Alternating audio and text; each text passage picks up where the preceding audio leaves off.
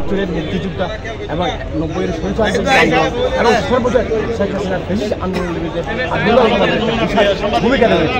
আব্দুল্লাহ রহমান হচ্ছে একটি প্রতিষ্ঠান, আব্দুল্লাহ রহমান একটি সংগঠন। আব্দুল্লাহ বাংলাদেশের যে স্বাধীনতা উত্তর বাংলাদেশের ইতিহাস আব্দুল্লাহ রহমানকে বাদ দেওয়া যায় না। আব্দুল্লাহ রহমানের জানাজা অপরিষ্কারের মধ্যে আজকে এই জানাজার মধ্যে রাজধানীর দল বল নির্বিশেষে সর্বস্তরের মানুষ আজকে এখানে উপস্থিত হয়েছেন।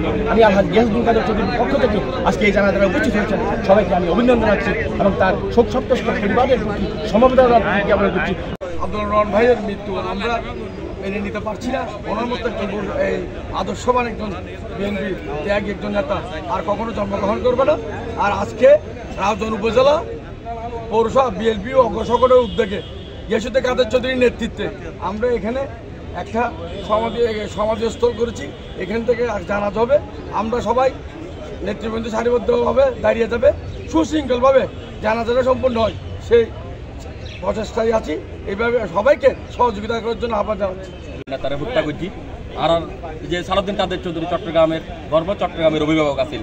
এর পরবর্তী সময়ে আব্দুল্লাহ নোমান সাহ আর হাতে অভিভাবক তুললো, আজ তারও হারাইলাম। কিন্তু একটা দুর্ভাগ্য আর সালাউদ্দিন কাদের চৌধুরী জানাজা তো শরীক না পারি, স্বৈরাচারী হাসিনার তাবেদারি তার রোশানলের কারণে মামলা হামলার কারণে এখন আর একটা সৌভাগ্য যার আব্দুল্লাহ নোমান সাহ জানাজা তুই আর শরীক হয়ে থাকি। এবং এই যে আজ বাংলাদেশ ও সাবেক দুবারের মন্ত্রী জনাব আব্দুল্লাহ নোমানের আজকের মৃত্যুতে আমরা রাউজানবাসী খুবই শোকাহত। আমরা জননেতা জনাব আলহাজ পক্ষে জন্য সমবেত হয়েছি। সবাই ইনশাআল্লাহ আমরা এবং আমি ওনাদের দৃষ্টি আকর্ষণ করতেছি।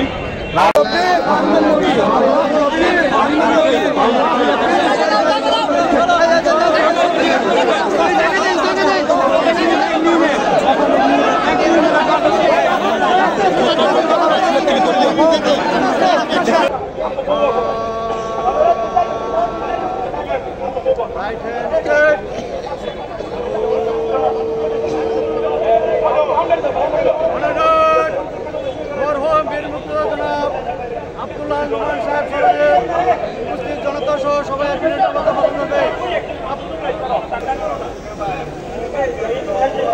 আমাদের মাঝে আরো উপস্থিত হয়েছেন চট্টগ্রাম